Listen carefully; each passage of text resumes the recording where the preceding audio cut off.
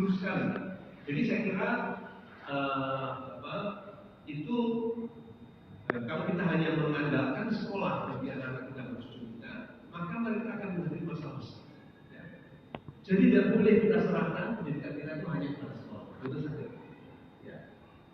Guru-guru sudah sibuk dengan akreditasi dan sertifikasi. Ya, sibuk sekali. Ya. Nggak ngurusi anak kita. Ya sedikit sekali ngurusi. Jadi anak-anak kita harus kita perhatikan. Kita punya waktu untuk anak-anak kita di rumah, maupun kita jadikan masjid ini sebagai tempat belajar. Ya, tempat belajar bersama, menjauhi gadget, ya, supaya mereka secara fisik dan secara mental, spiritual aktif. Jadi kalau kegiatan di sekitar masjid, tentu saja kalau ada azan, mereka berhenti lalu sholat berjamaah. Kemudian membaca Al-Quran atau program takbir dan sebagainya. Ya. Jadi anak-anak kita harus kita ambil, kita jauhkan dari gadget. Ya. Ini penyakit yang ancaman laten kita sekarang itu gadget. Ya. Mohon panjenengan lihat akses mereka ke gadget itu jangan sampai kebablasan, sebab itu sampai ada yang kecanduan.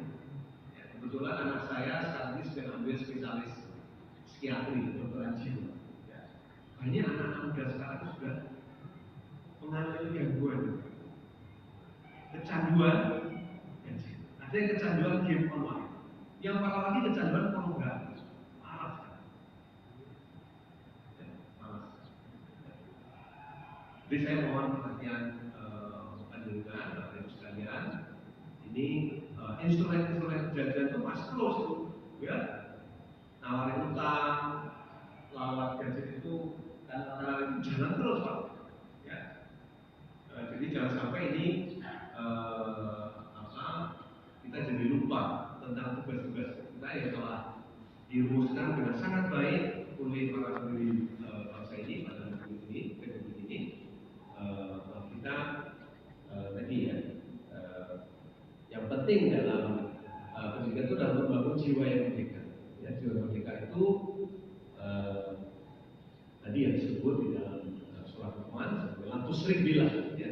Dan mohon dipahami pada waktu setiap kali kita membaca Al-Fatihah di dalam sholat-sholat kita, itu sebetulnya proklamasi kemerdekaan. Al-Fatihah itu sebagai pembukaan.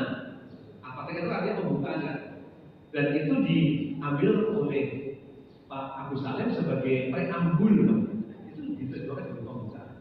Jadi sebetulnya kan Al-Fatihah. Ya. Jadi begitu syar'inya pembukaan. Ya. Karena dia mengandung makosid. Ya.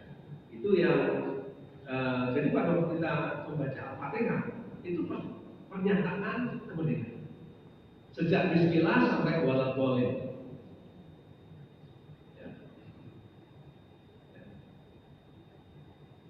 Nah itu kan itu membangun pribadi mukmin. Orang-orang mukmin itu kan orang-orang yang wala tahzanu wala tahinu, tidaklah kamu wala takhafu wala tahzanu, tidak kamu perlu takut dan tidak perlu bersedih hati.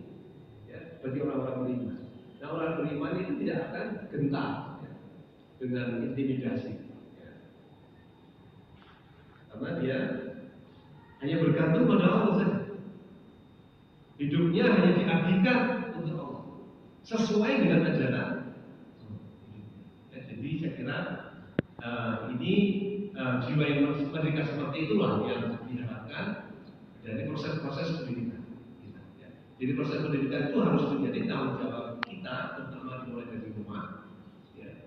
Jadi rumah kita itu harus kita lihat sebagai sekolah yang pertama dan utama. Kemudian dalam masyarakat